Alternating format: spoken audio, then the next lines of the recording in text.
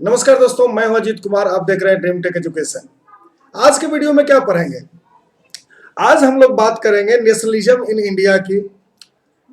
Class 10th के लिए history का सबसे इंपॉर्टेंट चैप्टर में से एक चैप्टर है ये। इसमें हम लोग और टर्म 2 के लिहाज से अगर देखें तो ये बहुत ही इंपॉर्टेंट है ना। टर्म 2 के लिहाज से अगर हम देखें तो ये बहुत इंपॉर्टेंट चैप्टर है। टर्म 2 में ये क्वेश्चन पूछा जाएगा 10th के बोर्ड में, तो है ना। 10th के बोर्ड में ये क्वेश्चन टर्म 2 के लिए बहुत इंपॉर्टेंट है, तो इसलिए थोड़े से इसको आसानी से हम लोग पढ़ने समझने का कोशिश करेंगे। चलिए, सबसे पहला जो क्वेश्चन यहां से आता है वो आता है कि अगर आप इंडिया के नेशनलिज्म को समझना चाहते हैं तो इससे अच्छा है कि उस समय हम लोग वर्ल्ड सिनेरियो को समझें कि पहले वर्ल्ड में हो क्या रहा था। ठीक, तो हम लोग देखेंगे क्या कि वर्ल्ड में उस समय वर्ल्ड वॉर 1 चल रहा था, है ना। वर्ल्ड वॉर 1 की बात अगर हम करें तो इसमें क्या था, वर्ल्ड वॉर 1 के पहले वहां पे पूरी तरीके से कॉलोनियल समय था। यानी एक स्टेट, एक देश दूसरे देश पर आक्रमण कर रहे थे, वो उसको लूट रहे थे और उसको गुलाम बना रहे थे। इसी कॉलोनाइजेशन के कारण पूरा वर्ल्ड जो था वो 2 भागों में बट गया था। लगभग 2 भाग कह सकते हैं। एक को कहते हैं सेंट्रल पावर और एक को कहते हैं एलाइड पावर। एक ग्रुप जो बना उसको हम लोग सेंट्रल पावर के नाम से जानेंगे, जिसमें कॉमनली जर्मनी, है ना, जर्मनी, ऑटोमन एम्पायर को आप कह सकते हैं इटली, ऑस्ट्रिया एंड हंगरी और बुल्गारिया। ये सब जो था वो सेंट्रल पावर के अंदर में था। उसके बाद बात करते हैं एलाइड पावर की। अगर हम लोग एलाइड पावर की बात करें तो एलाइड पावर में क्या देखने को मिलेगा सर? एलाइड पावर में हमें देखने को मिलता है कि कॉमनली वहां पे एलाइड में क्या था, तो great Britain, France, Japan, Italy, रूस और 1970 में आकर के यूनाइटेड स्टेट ऑफ अमेरिका इसमें पार्टिसिपेट किया। अगर हम लोग फर्स्ट वर्ल्ड वॉर की बात करें, है ना, फर्स्ट वर्ल्ड वॉर जो कि कब से कब तक चला, तो 1914 से लेकर के 1918 तक, 1914 से लेकर के 1980 तक फर्स्ट वर्ल्ड वॉर चला है। उस समय कुछ और देश थे जिसको हम लोग न्यूट्रल कंट्री के नाम से जानते हैं, है ना। वो क्या थे? Neutral country. ये जो न्यूट्रल कंट्री है, न्यूट्रल कंट्री की अगर हम बात करें तो स्पेन, स्विट्जरलैंड, नॉर्वे, स्वीडन, ये सब न्यूट्रल कंट्री था। तो कह सकते हैं कि वर्ल्ड वॉर 1 के समय में पूरे दुनिया में जो भी ताकतवर देश थे सर, वो 3 भागों में बट गए थे, सेंट्रल पावर, एलाइड पावर और neutral country. Neutral country participate नहीं किया था वर्ल्ड वॉर में, है ना।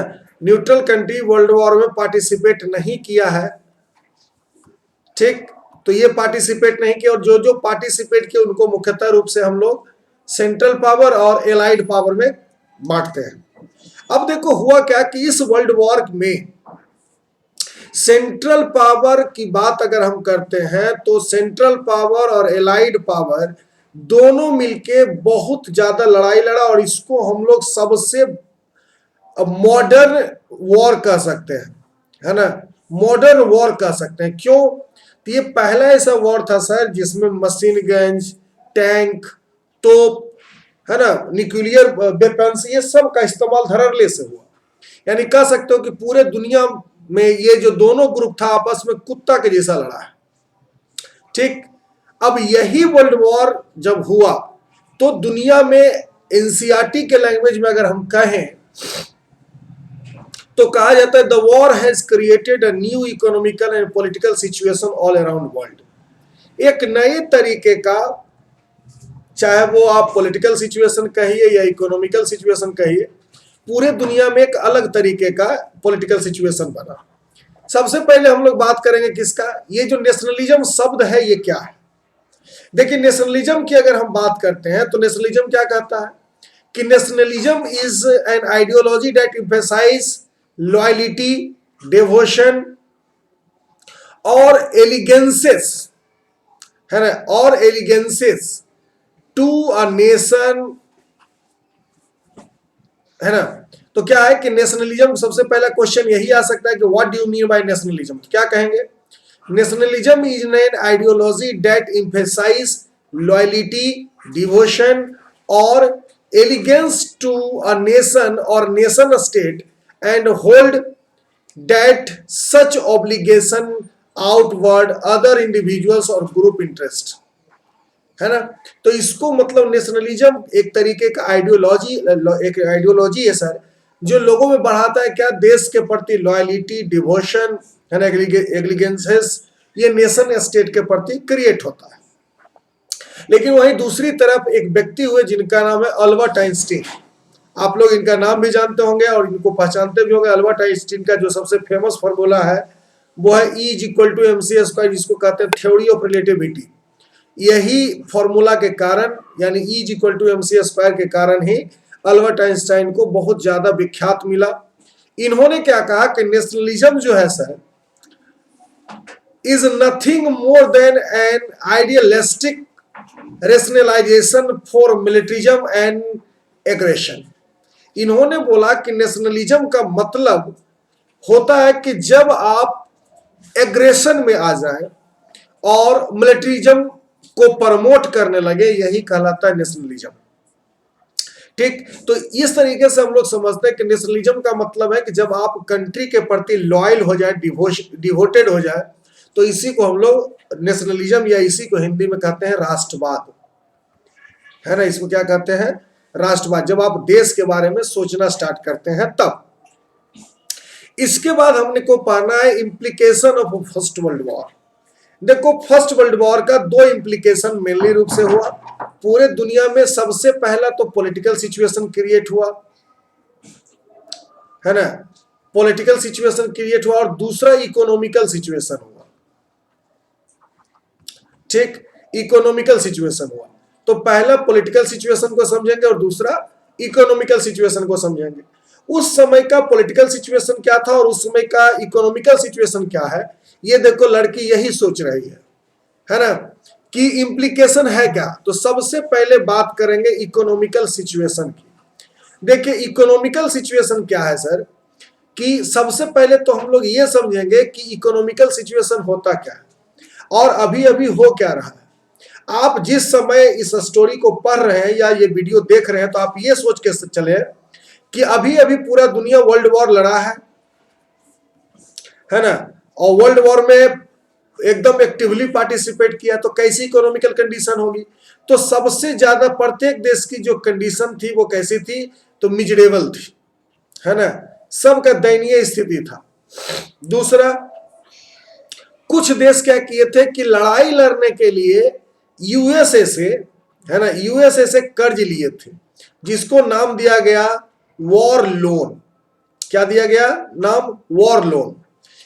तीसरा क्या हो गया कि इस वॉर लोन को चुकाने के लिए उनको फिर से कर्ज लेना पड़ रहा था। तो ये सब तो हम लोग ओवरऑल ऐसे देश के बारे में समझते हैं जहां पे जो पार्टिसिपेट किया था वर्ल्ड वॉर में। अगर इंडिया के पॉइंट ऑफ व्यू से समझे, अगर हम लोग इंडिया के पॉइंट ऑफ व्यू से समझे, तो क्या हो रहा था, वर्ल्ड वॉर में हुए खर्चा को वसूलने के लिए ब्रिटिश गवर्नमेंट हमारे ऊपर क्या क्या लगाई जी। तो सबसे पहले जो टैक्स था, है ना, इसको इंक्रीज कर दिया गया। दूसरा एक और टैक्स लगाया गया जिसको कहते हैं इनकम टैक्स। तो ये दोनों टैक्स को बढ़ा देने से इंडिया में जो नॉर्मल चीजें थी जिससे लोग ज्यादा से ज्यादा अपना जिंदगी जी रहे थे, वो चीजें क्या हो गई, महंगी हो गई। और जब महंगी हो गई तो यही था इकोनॉमिकल सिचुएशन। ठीक, दूसरा बात करते हैं पॉलिटिकल सिचुएशन की। पॉलिटिकल सिचुएशन क्या है, इस वर्ल्ड वॉर के बाद इंडिया में एक नए तरीके का पॉलिटिकल सिचुएशन आया, जिसमें बात होगी किसकी, तो महात्मा गांधी की, है ना, महात्मा गांधी की। और महात्मा गांधी का एक जिक्र क्यों करेंगे, क्योंकि महात्मा गांधी के बाद ही हम देखेंगे कि ये जो फ्रीडम स्ट्रगल है सर, इसको बहुत ज्यादा धार मिला। ये बहुत ज्यादा व्यापक तरीके से हुए, भारत के प्रत्येक सेक्शन ऑफ सोसाइटी इसमें पार्टिसिपेट किए, और जब वो पार्टिसिपेट किया तो क्या हो गया, ज्यादा से ज्यादा रिजल्ट मिला। पहले हो रहा था कि कोई एक आदमी अपोज कर रहा था, गांधी जी के आने के बाद पहली बार मास मूवमेंट देखने को मिला। तो ये पॉलिटिकल सिचुएशन में हम लोग समझेंगे।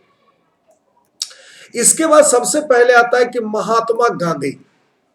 महात्मा गांधी की अगर हम बात करें तो महात्मा गांधी 1915 में, है ना, यानी कह सकते हो कि 10 जनवरी 1915 को वो साउथ अफ्रीका से इंडिया वापस आते हैं।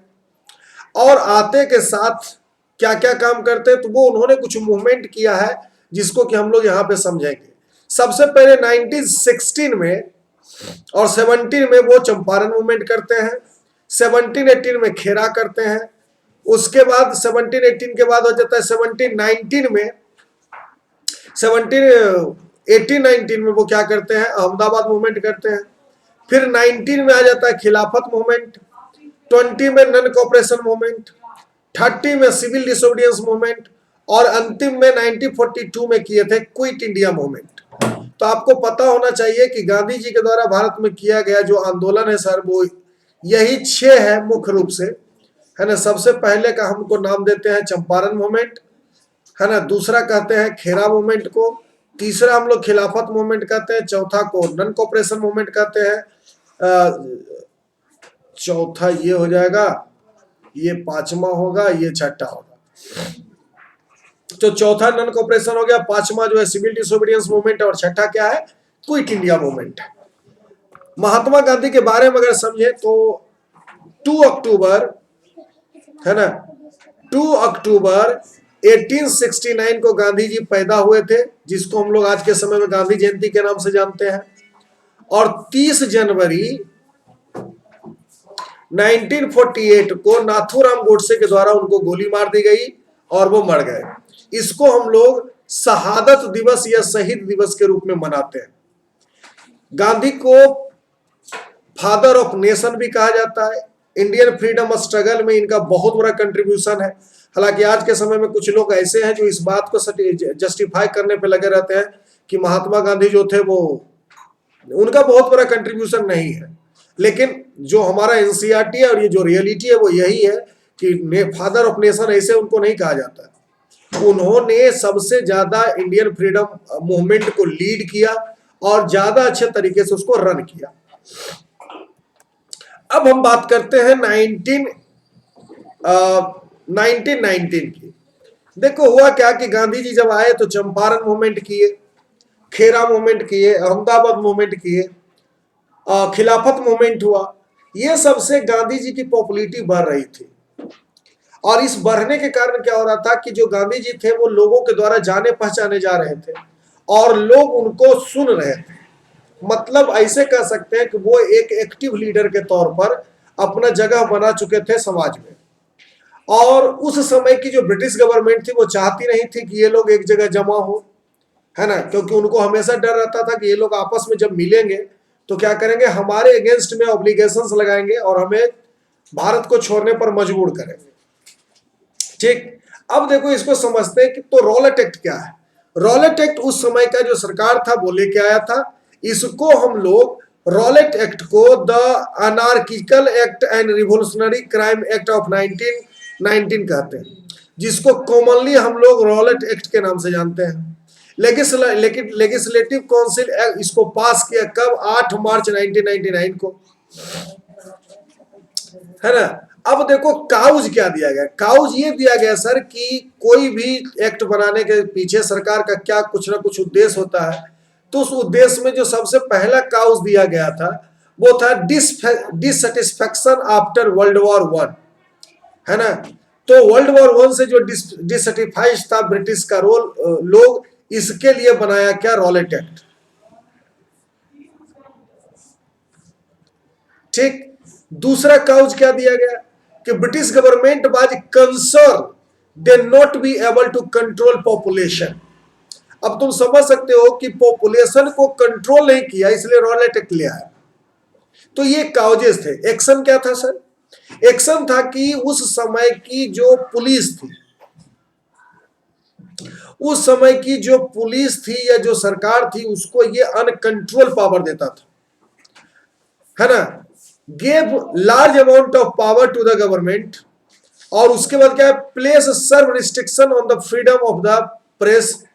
तो जो फ्रीडम ऑफ प्रेस है, जो फ्रीडम ऑफ प्रेस था प्रेस का मतलब यहाँ पे होगा कि जो न्यूज़पेपर आते हैं उसको हम लोग प्रेस कहते हैं, उनका जो फ्रीडम था वो रिस्ट्रिक्टेड कर दिया गया। और suspects could be detain in jail for up to 2 years without any charge. देखिए अभी के समय में क्या है कि अगर कोई क्रिमिनल को अगर कोई पुलिस पकड़ती है तो सबसे पहले उसे ये बताना होता है कि उसे किस चार्ज में पकड़ा जा रहा है।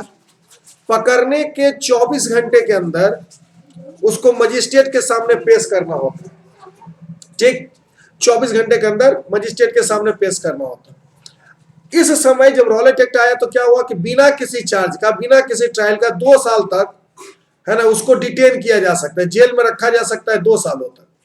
और आप मान के चलिए कि अगर पुलिस आप पर मेहरबान हो गई, है ना, तो अगर 5 दिन वो अपने कस्टडी में आपको रख लिया तो आप उस बम ब्लास्ट के बारे में भी कबूल कर लीजिएगा जो आपके पैदा होने के 15 साल पहले हुआ, ठीक। और यहां पे बात हो रही थी, हम 5 दिन की बात बोल रहे हैं, 5 दिन में ये चीज कबूल कर लोगे, यहां तो 2 साल तक जेल में रखा जा सकता है बिना किसी चार्ज का, बिना किसी ट्रायल का। इसका रिजल्ट क्या हुआ? इसका रिजल्ट हो गया सर कि सबसे पहले कि पूरे भारत में जितने भी लोग थे सब इसको हड़ताल, है ना, स्ट्राइक, मतलब इसका अपोज कर रहे थे। लोगों का यह कहना था कि ब्रिटिश जो है मनमौजी तरीके से अपना एक एक्ट लाया है जो हमारे ऊपर थाप दिया गया। तो मोटा माटी रॉलेट एक्ट यही था। इसके बाद हम लोग देखेंगे क्या, दूसरा जो टर्म हमें पढ़ना है वो पढ़ना द जलियांवाला बाग इंसिडेंट।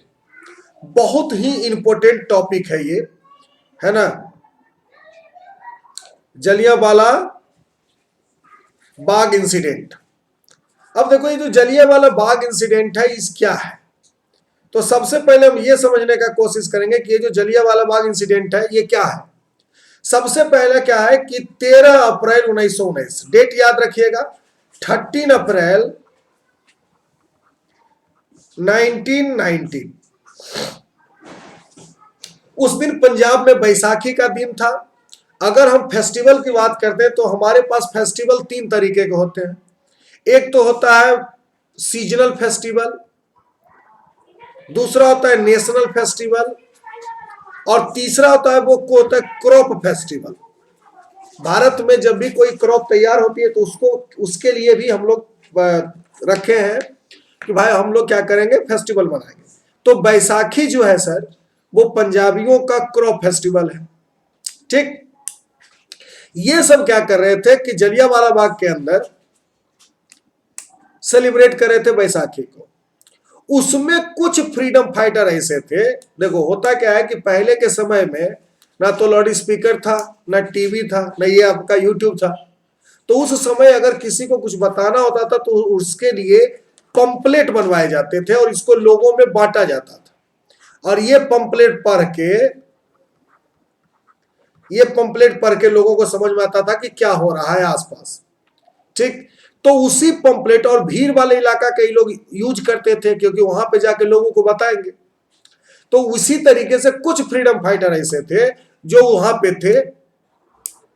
ऐसा माना जाता है कि 15,000 से 20,000 भीड़ था सर। ये सब मिलके बैसाखी मना रहे थे। चलिए यहां तक तो ठीक है।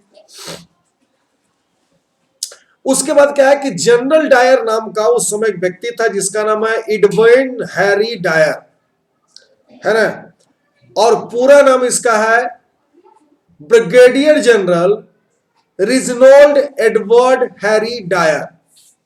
ये पूरा नाम हो गया। ये क्या करता है, अपना 50 सिपाही के साथ जलियांवाला बाग आता है। वहां पे एक गेट होता है छोटा सा जिससे लोग अंदर जाते हैं, उसको क्लोज करता है और लोग अपने सिपाही को बोलता है कि आप गोली चलाओ, ठीक। अब यहां पे क्या था कि 20 मिनट तक करीब करीब 1650 राउंड गोली चली, है ना, 1650 राउंड गोली चला, ठीक। 50 आदमी मिलकर के 20 मिनट तक, जो कि लगभग माना जाता है कि 1650 राउंड गोली चला। और इस राइफल का क्या नाम था, 0.303 ली इनफील्ड राइफल्स मार्क 14 एम्यूनेशन। ठीक, ये बाबू वो हम फिगर बता रहे हैं जो ब्रिटिश गवर्नमेंट के द्वारा दिया गया था, जिसमें कहा जाता है कि 389 आदमी मरे और 1200 आदमी घायल हुए। ठीक, अब देखिए होता क्या है कि जो जलियांवाला बाग है वो एक लगभग एक फुटबॉल ग्राउंड के बराबर है। ठीक, जिसमें चारों तरफ से बड़े बड़े घर और वहां पे क्या है कि बड़े बड़े बाउंड्री थे, एक नैरो एग्जिट था। ब्रिटिश उस एग्जिट को ब्लॉक करता है, उसको गेट आयरन को लगा देता है, लॉक करता है और क्या करता है कि वहां गोली चला दी जाती है। बहुत सारे लोग मरे, और ये बहुत सारे लोग जब मरे तो क्या होगा कि पूरे दुनिया में इसका निंदा किया गया, और भारत में तो लोग खून से खौल गए। यही देखिए इमेज है जलियांवाला बाग का, है ना। ये इमेज जो आप अभी देख रहे हैं वो कौन सा है, जलियांवाला बाग।